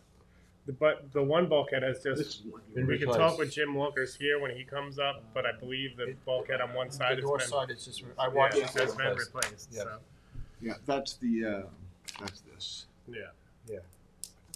But So either way, we'd like it right down the middle and deep as you can make it. and it fans out at the bottom if you notice to you know basically create a nice funnel. Yeah, it's 3 foot away from the phragmites on either side. I think That's the west that was side of the Marty's, bridge, right? Marty's That's right. kind of like push. So you're good with this, Jim. I think it's needed. I wish it was happening this year, but So I think this is, it's really Good. important. It's beneficial for everybody in the town of Southampton. I think it's good. As long as the DEC says go. You got our permission. Yeah, but it creates a water flow even when the bay's low. Yeah, and if Which the is- pictures which is- that I showed you guys last time of what the water quality of Channel Pond looked like in the summer, It was green like the slide it was was stuff. pea green. It was disgusting. I know. Advance it. Advance Waiving it, the send fees. it, get it done next year. Historically, town all these project, channels yeah. are dredged on a routine basis I know. over the 50s, Well, 60s, and 70s. We didn't really listen to anybody else. We just did it. You're on TV. It's fine. I wish we continued that. You said waive the fees. What's that? Wait, yeah, it's a Yeah, Southampton waive Town the project. fees, yeah. Triple the fees. I waived the fees. Whoops. What are you going to do with the material? Put it on the Well, is it triple or beach? Toss a coin. I can't remember. I think the Four Pond Society has a piece of property, Yeah, they and have Marty a Shea triple signed it. off on us utilizing a piece of property there All right. as a spoil site. As Oh, a, good. yeah. That's usually the holdup on all these projects. It's good, but it's nice clean material at least. It's Yes. sand. Yeah, beautiful. Like great Yeah, air. valuable, becoming more valuable by the moment. By the moment, exactly. 16 code. Give it to the other application with the house that's going to fall on the Atlantic. That's all you have today, right? That's it for me. You know, that you're representing anyway. There are other things that are interesting to you, but you're only representing what you got. Thank you very much. And that fellow will get in contact with me once he's getting close to sag cut and has to go over, and we'll see what the inlet's doing then. But that's down the Is it, road. everything still running right now? Yeah, it's going in and out like it used to a long time ago. Keeping itself open, so that's kind of handy for us. And it's pretty stable in its location too. It doesn't seem to be moving. It's not wandering. It's Yeah, because you got into that clay. It's kind of holding the channel Yeah. in place. Yeah. Okay, great. Thank you. Have a great one. South Environmental, I think it's 16 code road, South Environmental. Hoffman. On board. Good morning.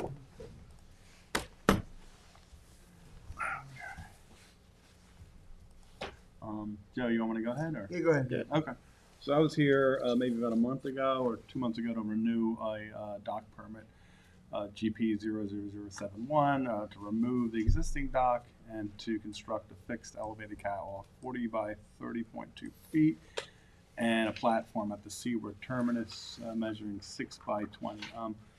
As we went through the overall regulatory procedure, some of the other agencies involved requested to downsize that fixed platform at the end, so that's primarily why we're here. So we're here to just amend the permit so to go with a 4-foot by 10-foot platform versus what you guys approved, which was 6 by 20. We're also going to add a second set of pilings to bring that number up to 18. Docks at the same location, extends pretty much the same length out into the waterway. Still going to utilize the roof flow, but we just got to clean up the record on our end. Basically,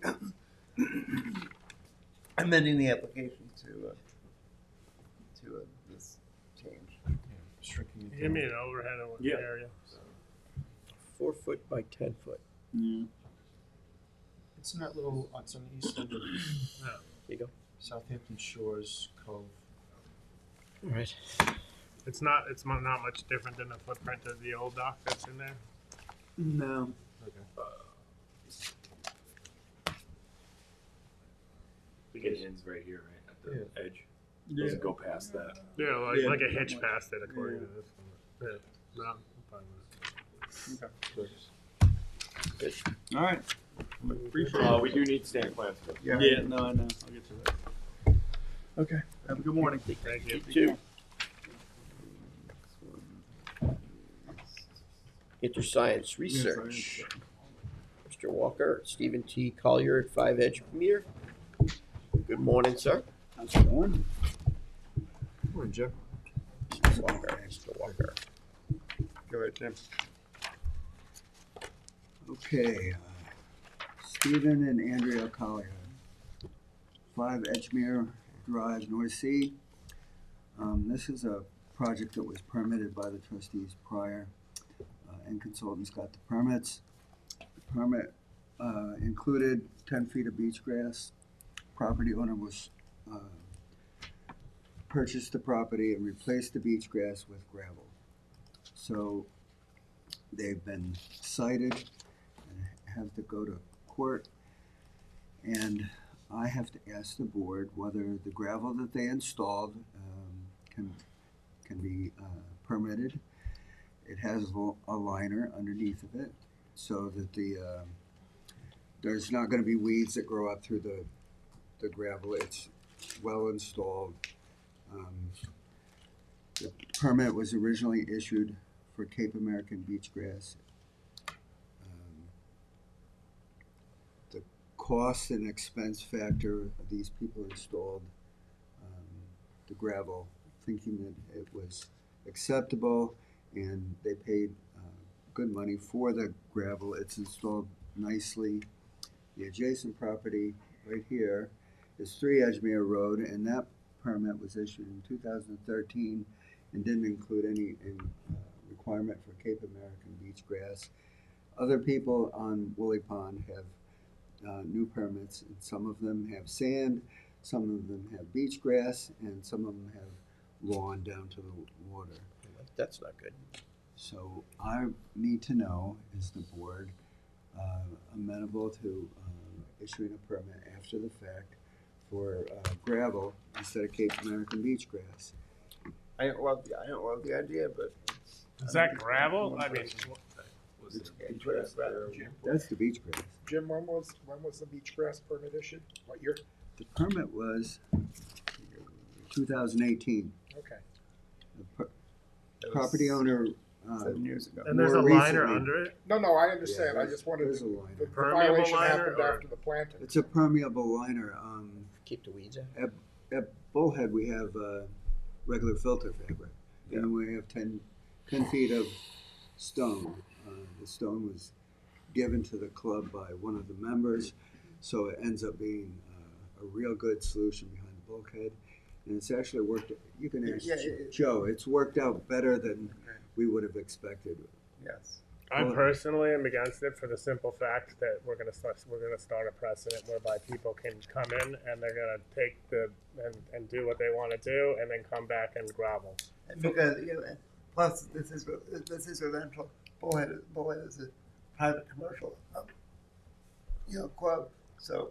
Yeah, we're Yeah. opening up a precedent here if we accept Should it. plants be added to the gravel now? I mean, could I It thought was our permitted as philosophy beach was grass. to put some beach grass and some, salt tolerant plantings in there to put a root system in it to wick up some of the moisture. Yeah. I mean, some of the, If they're worried about the expense of moving the gravel, they could move 12 inches of the gravel and put in some kind of substrate and plant grass again. yeah, I mean, between the bulkhead and the gravel, there should be some strip of, vegetation there for absorption of nutrients. How long is how the deep is the gravel? gravel? How long, If I may also, this is very commonplace in justice court. They come in and ask for forgiveness after they've already done it in violation of your permit.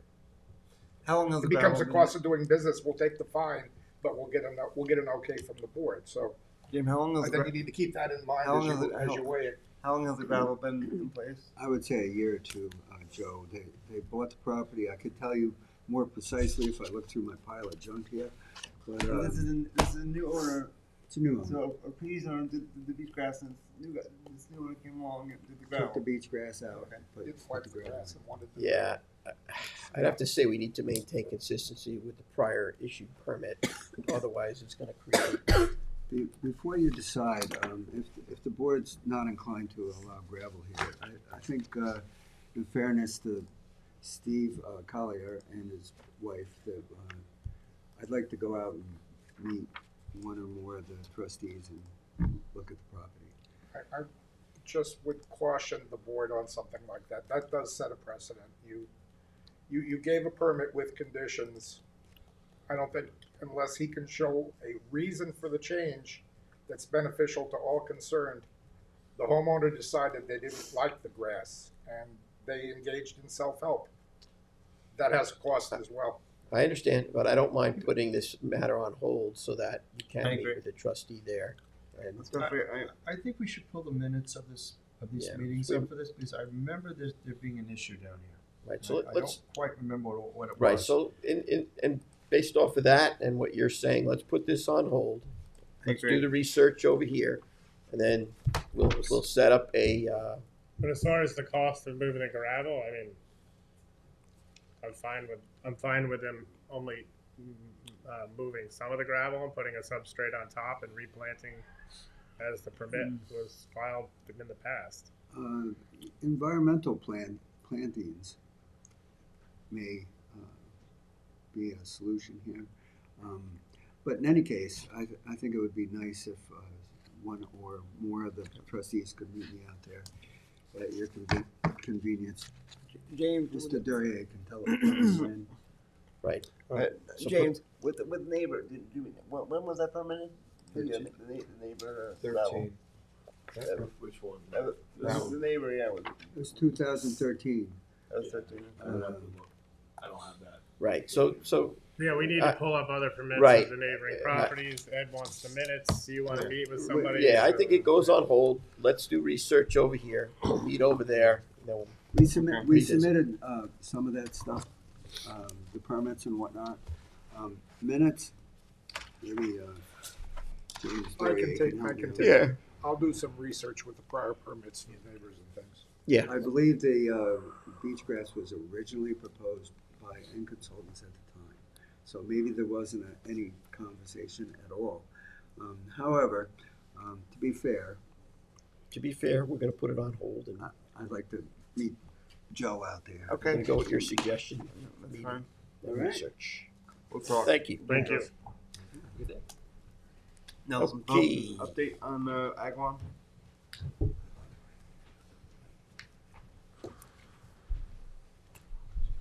You have a Zoomer coming in? Good morning, everyone. Yes, Morning. we do have some participants on Zoom. Is there any way you can make sure that they're in? Kevin, we have our participants on the TV. Wow, there's a lot here. Is this all the, It's renewal, I think, it's their update on the around down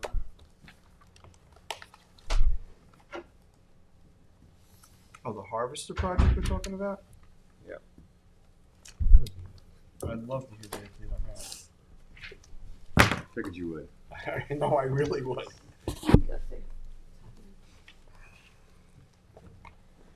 Well, I don't want to get started until we have the representatives from AECom. If we can just wait. Yeah. Yeah, one we minute.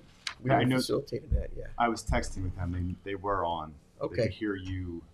They could hear the meeting. So I just want to make sure that they're able to talk because they have some things to present to you too. Sign them in Rita.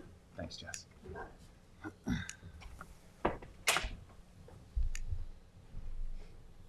So actually, I can get started while we're waiting for them to come in. Just to recap, this board, the trustees, maybe some members that are sitting here right now weren't part of the discussions, but in 2022, the trustees issued a permit for this project.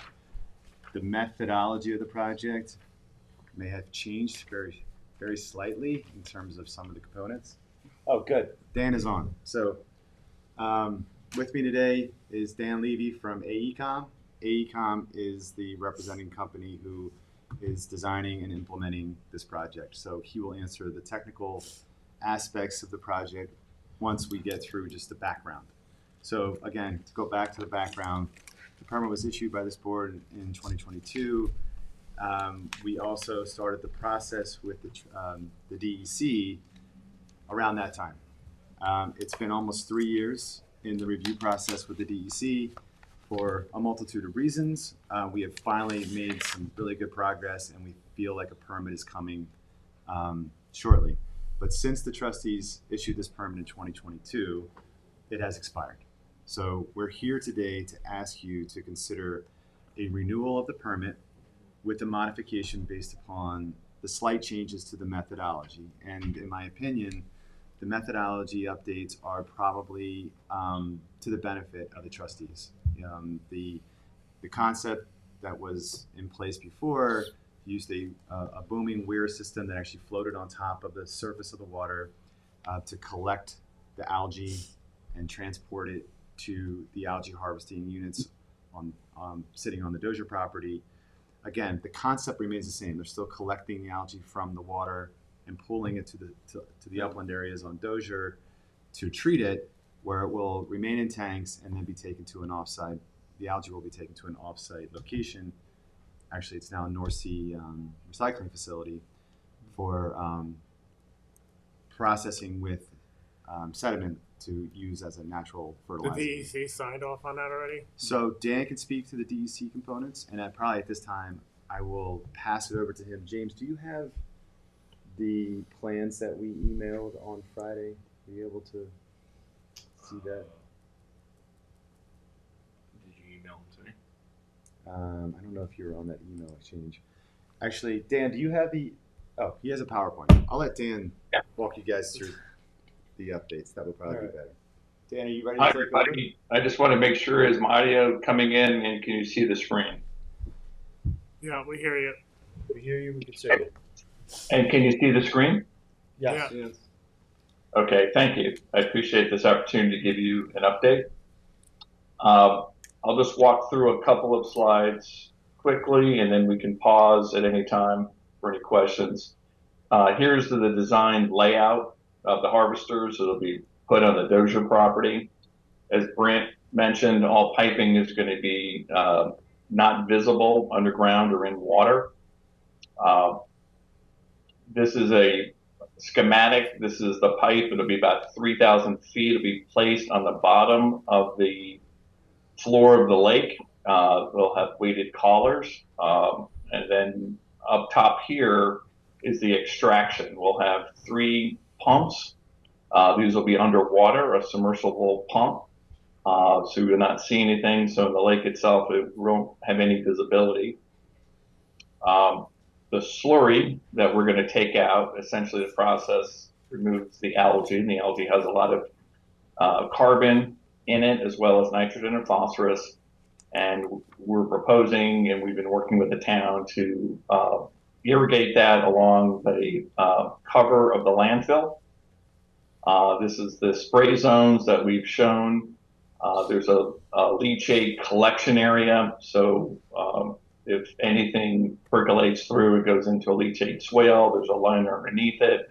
That all goes to the town's leachate system. But the way we've designed this, that this will be a beneficial use. Essentially, we can take the nutrients, the carbon, add them to protect and strengthen the vegetation cover. It also provides a beneficial use versus just trucking it across the island.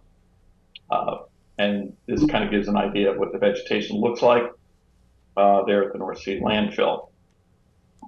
I'll be happy to answer any questions. We have received the DEP recognition that they're going to be issuing a public notice on the algae harvester. We anticipate here in the next short term, hopefully next week, possibly two. And I'll stop there and open it up to questions. I have a few. How does this part? I know the village recently was exploring a PRB on the north end of the lake for some infiltration. Would this system conflict with that proposal as well? They're actually happening concurrently. Okay. So the PRB, they work together in the. Okay. So the permeable reactive barrier system for this particular site is a well-based system. It's not the typical carbon membrane that's set up and act as a wall to collect groundwater as it moves towards the lake. This is more of a well system where they inject substance into the groundwater to actually coagulate and pull the nitrogen out of the groundwater and circulate it through a system. So yes, the PRB well system is currently ongoing the review process with the DEC as well, and they will be happening hopefully simultaneously. Because that was not in place when this was originally permitted.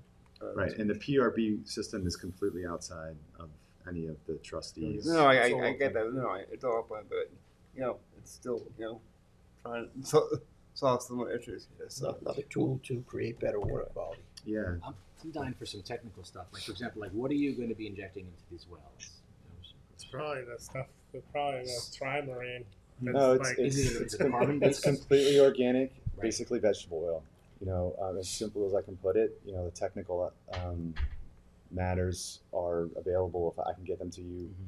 But again, that's pending review with the DEC Division of Water. Because there is a well component associated with it.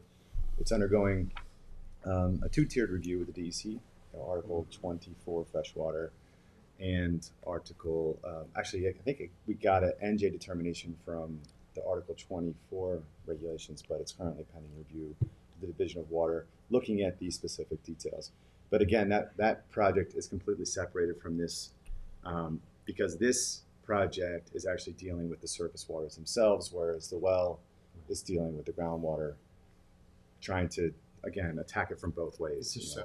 So I don't know, I've gathered from those pictures that the affluent that you guys collect in the skimmers is approved by the state to utilize at the Southampton transfer station in the North Sea. Has that been, because I know there was some questions when I spoke with Jackie recently, this and other matters. Mm-hmm. Of what, is it set in stone that we can utilize the affluent at the transfer station? Or are we still waiting on state DEC? Dan, do you have an update on where the DEC is with that? Yeah, we heard word, was our understanding that the town has the jurisdictional rights of the landfill, and since we're just spraying water essentially in the landfill, we thought that would be under the town's purview. However, we did hear from the mayor of the village of Southampton that the DEC wanted to see the basis of design report, which we have submitted to the town. So, at this point, yeah, just a matter of waiting to hear back on the system. And my other question I had, when I was on the village board, I became quite familiar with Agawam, and I do recall one presentation given where the report was that the sediment on the north end is much more toxic than the south end, or it was had different variations. And I'm just curious, with the filtration, are we going to be focusing more on the how is the filtration happening from the standpoint that is it going to go in a from north to south, or where's the circulation going to, how's that going to occur? Yeah, that's an excellent question. I don't have the model in front of me, but I can send that over separately. Essentially, because this lake is north-south elongated, we're going to extract the water from the north side of the lake in 3 pumps. Each pump will pull about 1 million gallons a day, so it's 3 million gallons a day of water coming out of the north side of the park, of the north side of the lake. The discharge will come down here about 3,000 feet, and in about a 30-day period, we will then have essentially a clean water plume pushing on the backside, and then it will allow the mixing. So we did a computer model to simulate the right placement of this discharge to allow mixing. Our mission is really to take the abundance of nutrients out, not all the nutrients, just the abundance of nutrients out, to return this back to an ecological habitat that would be what would have been here prior to the harmful algal blooms. So yeah, this is designed and engineered specifically to allow us the optimal mixing zone and extraction zone. So essentially we'll be extracting on one side and discharging on the other. Okay, because the sediment is very toxic, and I think it's what, 6 feet of sediment on the bottom of that lake, so which is it's a lot. So I just want clarification on that. Okay. I have one question. Where the discharge pipe is currently located, is it going to scour out the sediment that's on the bottom and resuspend it in the water column, thus refertilizing the whole water body? Is this going to be like we had this issue with Mill Pond with solar bees? We had solar bees in there, and they actually at a low bay, they were bringing up all the sediment, and all the organics that were in there was fertilizing the algae and causing even a more massive algae outbreak. Is that something that's been thought about? Yes, this is an extraction process, unlike the solar bees that just recirculate the water in place. We're actually treating and extracting. So by pulling 3 million gallons of water out a day, that'll be essentially 1 million gallons a month, which is about half the water volume of this entire lake. And filtering out the algae in this aspect will allow us to get a better restoration and a quicker restoration of the lake bottom. We have engineered the discharge of the water so it does not scour the bottom. It has a diffuser system that allow us to get the optimal mixing. Those are angled pipes. I have another drawing with that in our document, but we have computer models that's showing how this would operate without scouring the bottom. I have a question too. Like I do water filtration all day, every day for my job, but I haven't heard anything specific about how it is. You don't got to delve too deeply, but like how are you going to be separating out the algae from the water? We'll be using the patented process known as the algae harvester. Trade name is a hydronucleation system. We're going to use a coagulant to bind the microscopic algae so it becomes a little bit more visible. It'll go coagulate them. Then we're going to use a microbubble system to essentially float and separate the algae from the water. So if you look at the Lake Agawam water today, it would be dark, murky, greenish. When it goes through our system, it'll be crystal clear. That gets discharged back, and that'll be a scum layer on top that gets filtered out. That goes into our holding tank, and that's what gets taken out. And the way the system was designed and engineered, by using the microbubbles, we don't lyse or rupture the cells, so we get the nutrients as well as the carbon out of the water. Okay. What are you using as a flocculant to kind of bind all the algae cells together? We have a organic flocculant, and we also use a aluminum chlorohydrate, very similar to what's been used in drinking water. We use these in a parts per million dosage, which stays within the algae, allows them to bind. But it's the same coagulants or flocculants that are used in wastewater treatment, in potable water systems. Cool, thank you. I have questions for James. Can I just clarify something? These are all really great questions. I just want, Dan, can you clarify with regards to the methods of treatment in the upland containment tanks? Is it consistent with what the trustees have in their files from the previous approval? Yes. The upland stuff hasn't changed other than a slight tweak in the location. Is that correct? Correct. Right. Everything's So- the same at this point. So everything you have in your files, Matt, I just wanted to make, if you wanted to look at the details, it's all in your files. We can provide additional copies if you need them. Can I ask my question? I have Sorry. James, do we have all the paperwork necessary to get this advanced? Yeah, it's a renewal with a slight modification on the upland. Well, we have it all, right? There's no change in the water. So we're good to go paperwork-wise. So in other words, if we advance from today, we could get a resolution and get done with this. You might just need stamped plans. I mean, the ones that I submitted digitally, I don't know if they're stamped or not. And I'm sorry, it might have just been Jess and Charlotte on the email. No, I mistakenly. You're answering, there's a lot of great questions here, and there's a lot of great, information here, and it's a project that's been massively vetted and being massively vetted, and it's just a lot of moving parts. I just want to make sure that, we're partnered up with this. We're facilitating things, in an expeditious fashion, I think that's a very good point, Scott. You're here for us to help you move forward. Correct, and I want to do that. I want to move forward. I just want to make sure we're good. So we have everything we need. What do you need? Advance it. We want to get Lake Agawam looking clean. I don't want toxic public health hazard in the village of Southampton. I want nice clean water. It definitely needs to be implemented. So we need stamped plans because this is a renewal. Whatever correct? you need. This is a renewal and a modification. This is a modification. And the a renewal. modification is actually everything upland, correct? No, there's modifications of the methodologies. Sorry, the technique in the water. It's- The process is still the same. It's just the system they're using is not a weiring system. It's more of a under. I just have one last question. Due to the topography of where Agawam is, in the event of a storm, hurricane, whatever, all the water goes down to the lake. So, does that affect how this businesses will operate in an event of a storm or a hurricane or what have you? In the event of a major influx storm, of flooding, storm water into the system. Dan, can you speak to whether or not there's a fail-safe or any adjustments necessary during a massive storm event? Yeah, the good news is everything in water will be, I believe, about as safe as it gets. The submersible pumps will have concrete vaults around them. They'll be placed on the bottom of the sediment. So we don't expect anything to have damage with a storm inside the lake. Outside the lake, the biggest assets are the harvesters. Those are made of stainless steel. They'll be full of water. We don't anticipate anything there.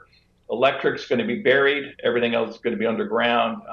If we do have damage, it would be to the fence, maybe to some of the support buildings, but those are ancillary buildings, and if there's damage, then we'll be able to fix them. So I don't anticipate anything major, even if we do get a Category 5 storm hitting that area. But we'll take necessary measures to. Cat 5 storm. Well, All bets are off. This is the least of All our bets are off. The village Come on. might be open to the ocean, and we won't have to Let's worry be about it. realistic. Major storm. All bets are off. Oh, wow. Water in the village during Valid the point. Valid point. Yeah, that's what I just said. If the village makes it through a Cat 5, we'll be happy. Yeah, exactly. Yeah. I think to Scott's point, and to James' point, it is a renewal and an amendment, and it seems like the system by which you're within the pond is a little bit different, but for all intents and purposes, it's been vetted, it's been studied, it's been it's part of the system.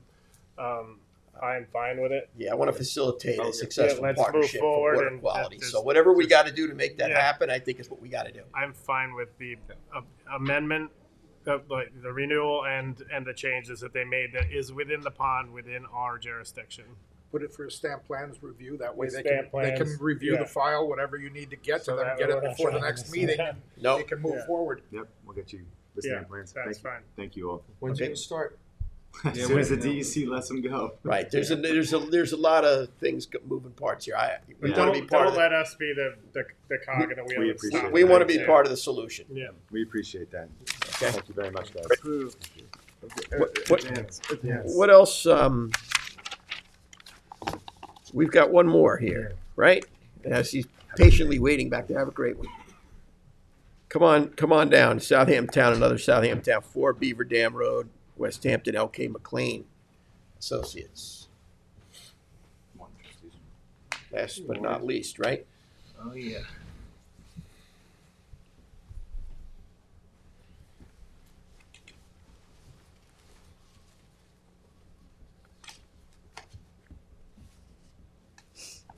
This is Merchants Bay Project facility.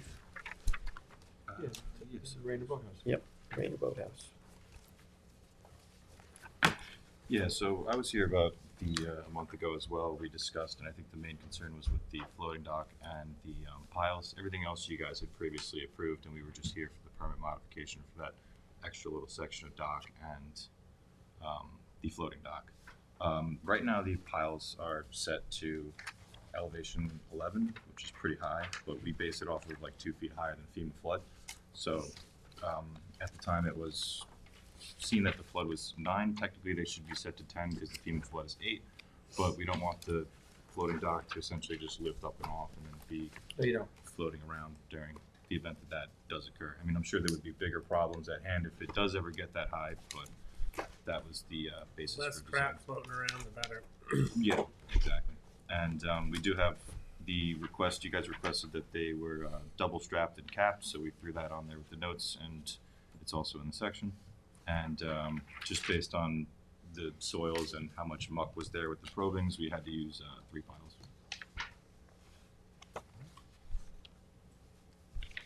Yeah, I'm fine with it. So am I. It's good. Advance it. Yeah. I'm good with it. And the plans are stamped, so we can. I look forward to going crabbing off of that dock. We're good? Good. All right. Sounds Thank good. you. Thank you very much. All right. Are these, Let's see. We got general permit applications for determination, final stamp plan review. Secretary Treasurer Warner. What's this one, Ed? 8 Squared Holly Lane. I know where it is. I just, 6 Holly Lane. how did you end up with I have no idea. 64 Holly Lane. Is that just a typo? It must be, yeah. So that's just supposed to be Chip? Should be under Chip. Chip. Eddie's a team player. Oh, I'm It's all right, Eddie. You can take it. Take the heat. Take one for the team. So Yeah. we got all the. So that means It's fine. We that got means everything. Joe's going to handle it. Yeah, the plans are stamped. We vetted through it. Everything's good. Matches what we agreed upon. Yeah. Yeah. Chip, you good with that? Yeah, I'm good. Send it. Okay. Good. See it? We're good. All right. So that can advance. That's it. And that would be concluding our work session. It was a lengthy work session today, right? Information. We do have a substantial executive session agenda. So if is there any discussion? Please, needed? let's start. Are you good? All right. So I will make a motion to adjourn our work session Second it. and go into executive session for the purposes of discussing personnel and litigation. Seconded by Trustee Yes. Warner. All in favor? Aye. Aye. Okay. See everybody later.